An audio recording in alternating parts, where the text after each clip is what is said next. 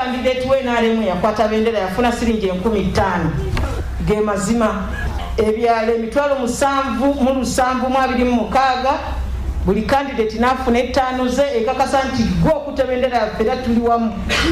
So spirit yeyo kulaga nti webale kukwata bendera yaffe tetusobola kuwa kyonna kye weetaaga naye contribution. Ekibiina kino era kirangiridde nti ng'ennaku z'omwezi 2 omwezi ogujja ssentebe wa Kyera akwatidde ekibiina kino bendera ku bukulembeze bw'eggwanga Yoweri Tibuhaburwa Kaguta Museveni wa kutongoza manifesto y'ekibiina kino ey'omwaka 2020-2026. Rose Namayanja Nsereka agambye nti manifesto eno yakutongozebwa amangu ddala nga Mwami Museveni amaze okusunsula akakiiko ak'ebyokulonda ku ssaawa 4 ez'okunkya. Wabula Namayanja agambye nti ku mulundi guno obutafaananako nga bulijjo wabaawo enkuŋŋaana tewagenda kubaawo olukuŋŋaana wabula Mwami Museveni wakusisinkana abantu abatonotono we banaasinziira okutongoza manifesto y'ekibiina. Tweteeseteese ku kandidate waffe ebyetaagisa okukola byonna okuyingira akalulu tubimaliriza. NRM nga bw'erina structures okuviira ddala ku kyalo paka ku national level.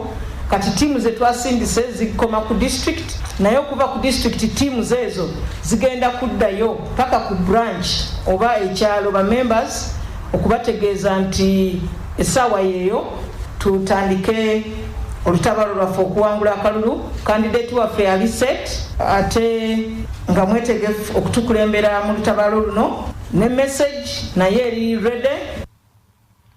Poliisi mu Kampala n'emiriraano eyodda abantu abalala 35 mu bifo ebisanyukirwamu ebyenjawulo nga bakyakala mu kiro ekikeeseza olwaleero. Abakwatiddwa kuliko abawala 13 abatannawiza myaka 18 n'abasajja abakulu 22 be bakukunudde mu Katwe Bizoni ne Katwe Tuparishi. Muwezi Mustafa omu ku bannyini bifo we basanze abantu bano naye akwatiddwa era kigambibwa nti ono abadde akukusa abawala abato n'abayingiza mu bwamalaaya. Abakwate bonna bakumirwa ku poliisi y'e Nateete n'ey'e Katwe ng'okunoonyereza bwe kugenda mu maaso.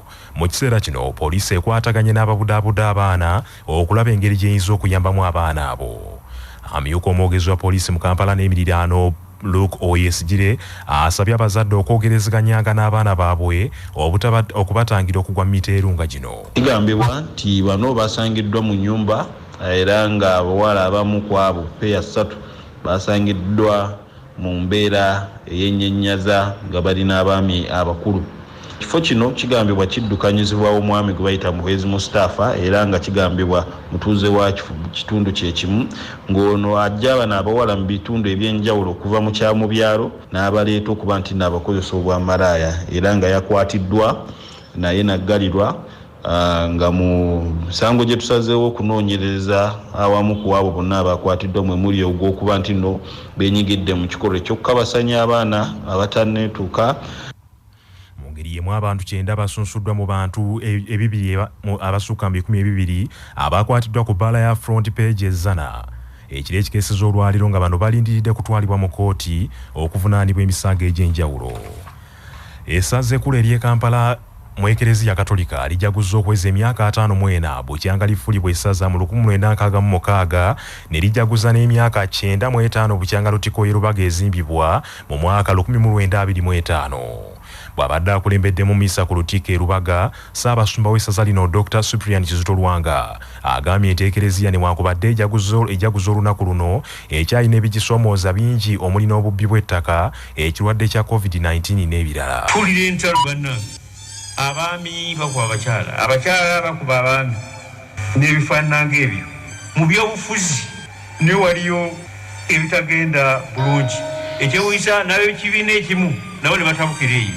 Mu by'empuliziganya okuvumaŋŋana okuwayirizigana olina awayiza munne ekintu ekyamaanyi. Obutemu obubbi batera kuwandika ku bubbi bwa ssente naye tulina n'ekibba ttaka. Yuzi bandetera n'ekyapa kisayiningiddwa abakungu b'eby'omu ttaka ne baregister trustees ng'ekifaananyi kyayeko ekiri ekyafrika genda oleka kuliko ate omulala atali wano ne kikkirizibwa oli bamu ettaka. Wabula Ssaabasumba Kizito Lwanga agambye nti newankubadde bayise mu kusoomoozebwa waliwo bingi ebirabwako ebituukiddwako omuli okuzimba amasomero, amalwaliro n'ekereziya ez'enjawulo. Wati mu mwaka guno gubadde gwa kusoomozebwa olw'ekirwadde kya coronavirus tulema kujaguza olw'ekisa kya Katonda ekiwoleka mu kusoomozebwa kwe tulimu. Essaza lyaffe lirina abasomaitivu obungi ate aga waggulu. Parishes zaffe gino emyaka 54 tufunye parishes ennungi mwe zemusolezaako sente zimbibwa mwebale nnyo mwebalire ddala. Tulina n'ebyenkulaakulana bitubalizaako Omukama. Amalwaliro gaffe tulina amalwaliro 4 amanene n'obulwaliro obutono 20 ate nga tufuba okutuusa obujjanjabi obutuufu olw'ekikugu eri abantu baffe. Azzeemu okujjukiza gavumenti okwongera ku muwendo gw'abantu abalina okukkirizibwa mu masinzizo okuva ku bantu 7 abeesalira okusobozesa abaagala okwetaba mu kusinza okweyongera era akuutidde bannayuganda okudda eri Katonda n'okukulembeza obumu. Mu ngeri emu oba endala Omukama yakkiriza obulwadde buno okubeerawo ndowooza aliko kye yagenderera. Tujjukire nti waatali tutuuka bwe tuli okweyisa obulungi obukambwe oluusi obulabwa mu mbeera ezimu bannange weebuuze ti kino nkikola ku lwa Katonda yange oba lwakwagala ono bakwagala oli.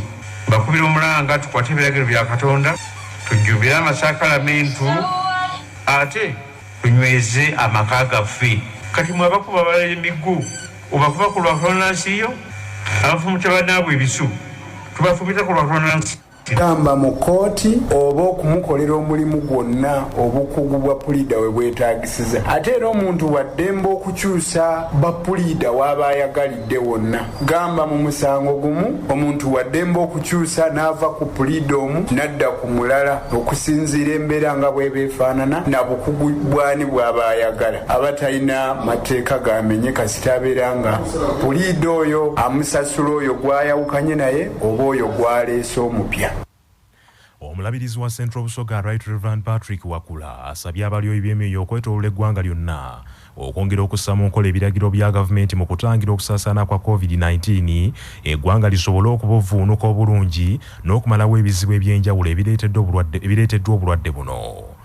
Omulabirizi Patrick Wakula asinzidde ku kitebe ky'obulabirizi bwa Central Busoga Iganga n'agamba nti bannaddiini basaanidde okwongera amaanyi mu kulwanyisa obulwadde buno kubanga balina ababakkiririzamu bangi ddala era singa bongera amaanyi mu kukubiriza abantu obulwadde buno busobola okufuuka olufumo. Okubiriza bassabadiikoni abaawule ababuulizi abasomesa mu makanisa gaife twongera okutaaga ebyo nga minisitule y'ebyobulamu bwekuba ne gavumenti be sanitizer ate mu kanisa yaife tuteemu ebityamu nga byensuleeswire amabanga ate abantu babe nga bataire ku masks nga bataire ku obukookolo kubanga kino atukola bulungi kabe tutwenda gavumenti ewulira amawulire aganda nti tuli kutyama ikuukubira osobola okuba n'abantu abandi wakyesa ebyo nga biri bitya abantu abalala 2 bafudde obulwadde bwa COVID-19 mu Uganda. Omuwendo ogw'abaakafa ne gweyongera okutuuka ku bantu 101 mu Uganda. Minisitule y'ebyobulamu egambye nti abagenzi bano bombi ba mu disitulikiti y'Ekiryandongo era nga be bamu ku bantu 2115 abaakebereddwa obulwadde buno olunaku lw'eggulo.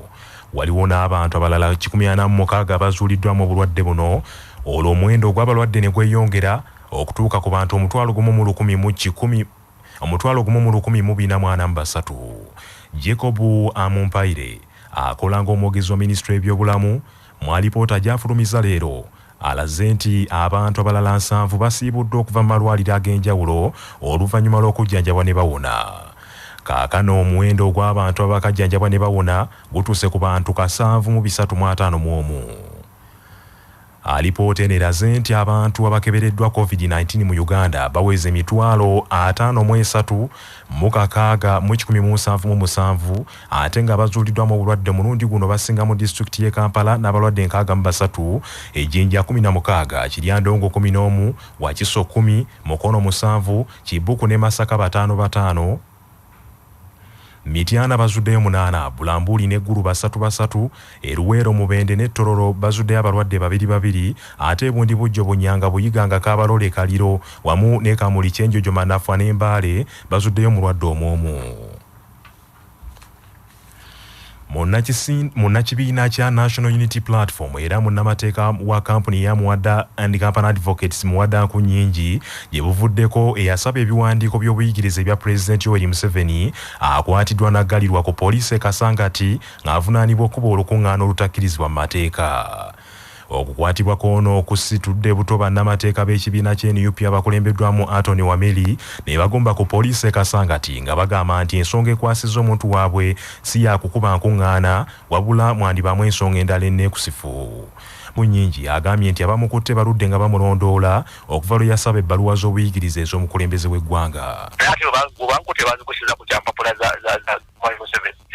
Kikwataganya n'okwesimbawo kwange ekyaddooni ndi ku poliisi Kasangati nga bafulumiza abantu bataddeko empingu okugulu kwabe bakumenye sinafuna kujanjabi bonna bikozi bantuddeko bangi okugulu bakunyigiriza nafunafuna wadde musawo yenna bafulumiza wano emmotoka yange bagiyina naye nga nze buli kyenkola nkimanyi kibeera mu mateeka sasa fula nga ziri wabweru w'amateeka nazisaba nga nkimanyi amateeka ganzikiriza era abasabiriza abakulembeze abalala tebabakwatako ne babasiba lwaki nze bansiba. Munnamateeka Anthony Wameli agambye nti baagala poliisi ennyonnyola ekikwasizza omuntu waabwe era nti wabaawo emisango egimuvunaanibwa atwalibwe mu kkooti. Patrick Onyango agambye nti ensonga eno poliisi ekyaginoonyerezaako.